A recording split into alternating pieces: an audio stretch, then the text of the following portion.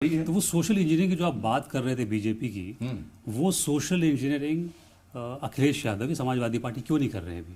क्योंकि इलेक्शन में अच्छा, आपको अभी ना समझ में आया। हिंदुस्तान जान गया, दुनिया जान गई कि भारतीय जनता पार्टी की सोशल इंजीनियरिंग को इस हिंदुस्तान में अगर कोई फेल करने वाला नेता है, एक नेता है, वो अखिलेश यादव। उसने 2024 में फेल कर दिया। सारे देश में, सुनिए, सारे देश में भाजपा जीती है।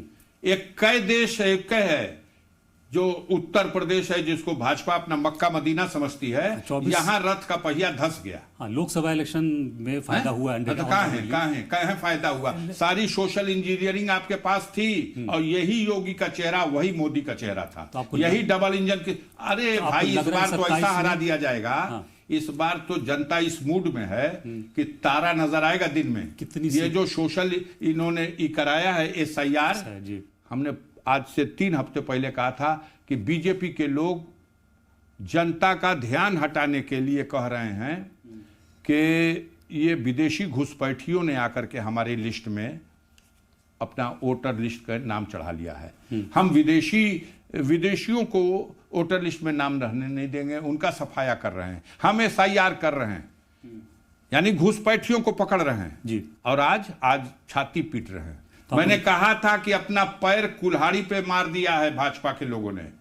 अब कुल्हाड़ी टूटेगी कि पैर कटेगा, इसका अंदाजा सहज लगाया जा सकता है। तो 27 में समाजवादी पार्टी आ रही है। अरे साहब, डंके की चोट पे आ रही है, और इस जुल्म के साम्राज्य का अंत होने जा रहा है। कितनी सीटें ला रहे हैं? अब जाने दीजिए, हम कोई पेशन गोई करके, हम कोई ज्योतिष शास्त्र नहीं है। किसी तहसील पे चले जाइए, वहां सुग्गा लेके पिंजड़े में बैठे रहते हैं सब। 10 रुपया दीजिएगा, वो लिफाफा तो निकाल के बता देगा कितनी सीटें आ रही जी। ठीक है। ये नहीं कहा जा सकता, लेकिन ये कहा जा सकता है जिस तरह से समाज के हर वर्ग को जोड़ा है माननीय अखिलेश यादव ने।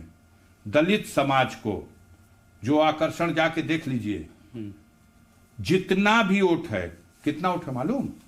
दलित समाज का उत्तर प्रदेश में SC और ST दोनों मिला के 24% वोट है। ये 24% वोट में शायद 1% वोट भी बीजेपी के खाते में न जाए। फिर मुसलमान भी हैं। हम इसकी बात कर रहे हैं, अभी सिर्फ इसकी बात कर रहे हैं। मुसलमाने पे तो टारगेट ले आके अपना वोट बढ़ाने की कोशिश है जी। लेकिन हम उन दलित भाइयों की बात कर रहे हैं। हो सकता है मुसलमान कुछ दे दे भाजपा को वोट, लेकिन दलित भाजपा को वोट नहीं देगा। ये आए दिन गांव-गांव में जो बाबा साहब की उंगलियां तोड़ रहे हैं, सब जो घटनाएं कर रहे हैं, जो अपमानित कर रहे हैं दलित समाज के लोगों को, बहु बेटियों की इज्जतें लूटी जा रही, सब वक्त का इंतजार कर रहा। और सबको पता है कि वोट इधर उधर बेतरतीब बांटने से खराब होगा, और एक जगह उसको ऐसी जगह दिया जाए जो इन लोगों से इस प्रदेश को, इस देश को मुक्त कराए, तो वो फायदा करेगा। इस दिशा में दलित समाज के लोग इकट्ठा हैं, OBC के लोग इकट्ठा हैं, और उसमें अब कहीं मुसलमान बाहर तो है नहीं, 20% वोट है। अब उस 20% ने दिल की धड़कन बढ़ा दी है। उस पर लगाए गए हैं 2 इंजीनियर। एक इंजीनियर कह रहा हम आएंगे लेकिन दरी नहीं बिछाएंगे। अरे आएंगे, क्या करेंगे भैया? तो जहां जहां मुसलमान ज़्यादा हैं वहीं हम लड़ाएंगे। उत्तर प्रदेश का मुसलमान पिछली बार भी सियासी शऊर के मामले में बेदार है, कोई गलती नहीं किया था और आगे भी कोई गलती नहीं करेगा। मैं कोई ऐसी बात नहीं कहना चाहता जिसका वो फ़ायदा उठा लें। मैं इतना कहना चाहता हूँ कि समाजवादी पार्टी के झंडे के नीचे और जो अब कतार बनी है, लक्ष्य एक तय हुआ है। मौजूदा सरकार एक जालिम सोच रखने वाली सरकार है। इस सरकार को हटाना है, और इस सरकार को हटाने की सोच रखने वाला हर मतदाता खड़ा होगा कि अखिलेश यादव के झंडे के नीचे। इसमें तितर बितर करने वाले को माना जाएगा कि ये वोट बर्बाद करने वाले लोग आए हैं। अब अपना वोट कोई बर्बाद करना नहीं चाहता। आज भारतीय जनता पार्टी हर क्षेत्र में 50,000, 60,000, 70,000, 75,000, मोहम्मदाबाद में 77,000 एक विधानसभा में वोट कटा है। और हम नहीं, योगी जी खुदे मान रहे हैं कि 85% उसमें हम लोगों का वोट कटा है। आपका घी पिए लोग। तो 24% अगर आप OBC ले रहे हैं दलित का, तो मायावती का खत्म। पूरा नहीं, हम नहीं कर रहे हैं ये। उसमें पहला स्थान मायावती जी को रहेगा, लेकिन उनमें से जो भी हटा ना, उस सब उसी के साथ आएगा। इसी समाजवादी पार्टी के झंडे के नीचे खड़ा होकर के इस व्यवस्था को बदलने के लिए वोट करेगा।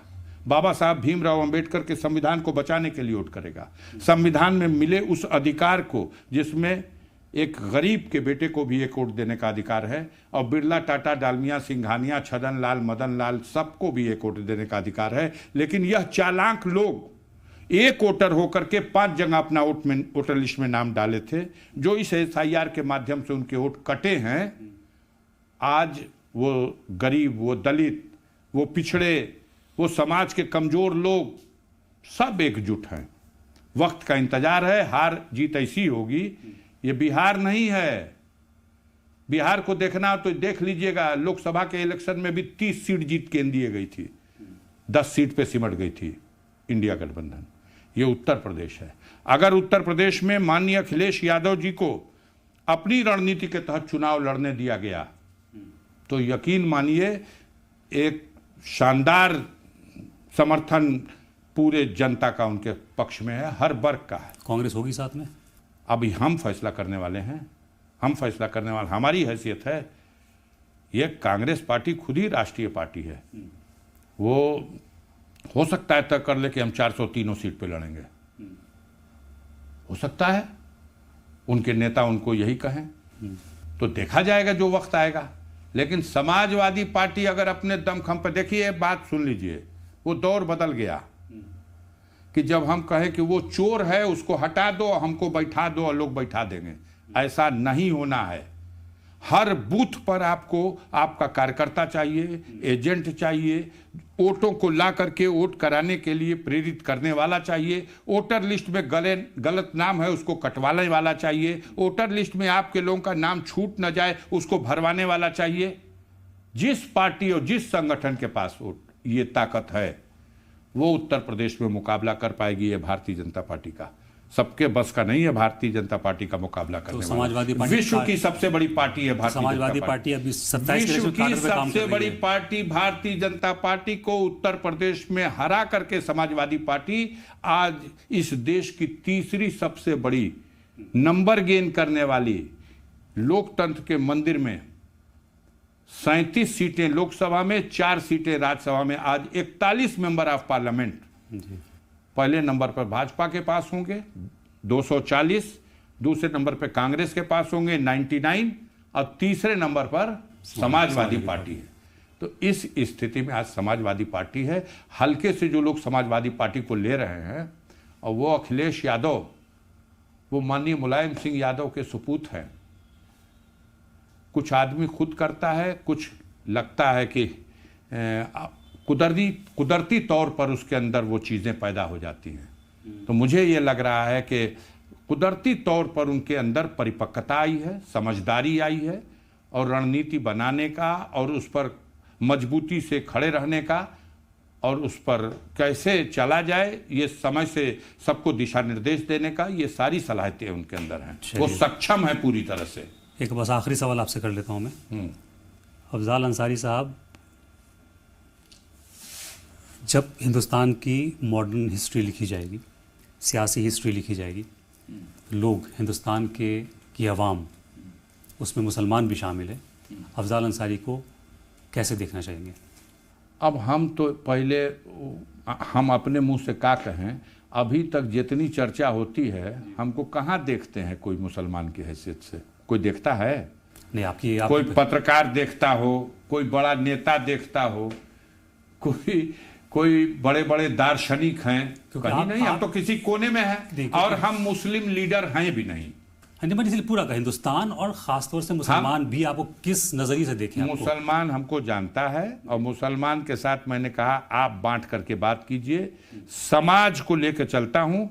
आज समाज जोड़ने की बात है। समाज में कमजोर, गरीब, बेकस, बेसहारा, लाचार, वो सबके हमदर्दी में सबके साथ खड़े होकर के जो हम कर सकते हैं, खुद को कुर्बान भी करना पड़े तो कर सकते हैं हम उन गरीबों के लिए। उसमें मुसलमान भी है। आप छांट के मुसलमान को अलग रख करके इस मुसलमान को हल्का करने की कोशिश कर रहे हैं, कमज़ोर करने की कोशिश है। मुसलमानों की बात नहीं हो रही, अफजाल अंसारी की बात हो रही, तो मुसलमान नहीं है। ये सवाल क्यों इस तरह से बनाया जाता है? सवाल इसलिए बनते हैं क्योंकि मौजूदा सूरत हाल में मुसलमान हाशिए पे चले गए हैं। अच्छा, कब सूरत आपसे पूछ रहे हैं, हम बताइए जी, कौन सी सूरत हाल रही है इससे पहले? मुसलमानों का एक दिन में यह हशर हुआ है? नहीं, बिल्कुल नहीं हुआ ये। और मैं इस जाती तौर पे ये मानता हूं कि मुसलमान ने खुद अपनी अब मुसलमान को किसी का मोहताज नहीं होना है। इस इलेक्शन के मौके पर एक बात को जहन में रखना है, एक टारगेट तय कर देना है कि हमको इन फिरका परस्त ताकतों को, जो जालिम हैं, जो जुल्म कर रहे हैं, उनको सत्ता से हटाने के लिए जो ताकत है खड़ी, जो उनको हटा सकती है, हम उनके साथ खड़े होंगे। इसको डिवाइड करने के लिए इस वक्त कि मुसलमान अलग खड़ा हो जाए, ये इस कोशिश में की जा रही है कि भाजपा का फायदा हो जाए। ऐसा होगा नहीं, क्योंकि सबसे ज्यादा सताया गया है मुसलमान और सबसे ज्यादा जुल्म ढाया जा रहा है उसके ऊपर। 200 साल पुरानी मस्जिदें गिराई जा रही, दरसगाहों को गिराया गया, औलिया अल्लाह की मज़ारों को खन के फेंक दिया गया और ला के उलझाया जा रहा। चटाई बिछवा रहे हैं, दरी बिछवा रहे हैं। समाजवादी पार्टी में मुसलमानों का क्या हक हासिल है? समाजवादी पार्टी में हम नहीं हैं, हम दरी बिछा रहे हैं। यहाँ हम दरी बिछा रहे हैं। ये क्यों बात कही जाती है? जो बात तुम ताज पहनाने का झूठा वादा करके आते हो कि अब मुख्यमंत्री का ताज पहनाएंगे, और ताज तो छोड़ो, पैर में चप्पल भी नहीं पहना पाए उनके। क्या कहां खड़ा कर दिया इलाके आपने? आप अलग करके जो मकसद था उसमें कामयाब हो गए, लेकिन अब उससे सबक लेगा मुल्क के दूसरे हिस्सों में, जहां कहीं बंगाल हो, उत्तर प्रदेश हो, हर जगह जो मुस्लिम कौम है वो समाजवादी पार्टी के साथ यहां खड़ी है। और बंगाल में मेरी जहां तक देखने की ताकत है, मैं जो देख रहा हूं, पहले की तरह पूरी और ज्यादा एकजुट होकर के वो ममता बनर्जी के साथ खड़ी है। ये खड़ी है। इसके अलावा और उत्तर प्रदेश में जो असली सोशल इंजीनियर है इस वक्त, वो है अखिलेश यादव। उसने ऐसी इंजीनियरिंग कर दिया है कि इसमें अगड़े भी हैं। जात के नाम पर वो नफरत किसी से नहीं करते। उनका कहना है कि हर जात में अच्छे लोग भी हैं, उनको साथ लो, और हर जात में गंदे लोग भी हैं, उनको हटाओ। इस फार्मूले से चलने वाली पार्टी है जी। बहुत बहुत शुक्रिया अफजाल साहब। शुक्रिया साहब, धन्यवाद। ये थे अफजाल साहब, जिन्होंने बंगाल से लेकर उत्तर प्रदेश तक की बातें की। बहुत पुरुम्मीद है कि 2027 के इलेक्शन में समाजवादी पार्टी उत्तर प्रदेश में एक बार फिर अपनी हुकूमत बनाएगी। ममता बनर्जी बंगाल में वापस आएंगी। और मुसलमानों से जहाँ तक ताल्लुक़ है तो उन्होंने बहुत साफ तौर पे कहा कि हिंदुस्तान के मुसलमानों को सियासत से या समाजी तौर पे अलग रख कर न सोचें। बहुत ही बेबाक और बेधड़क बातें की अफजाल साहब। बहुत बहुत शुक्रिया आपका सलाम टीवी पे वक्त देने के लिए।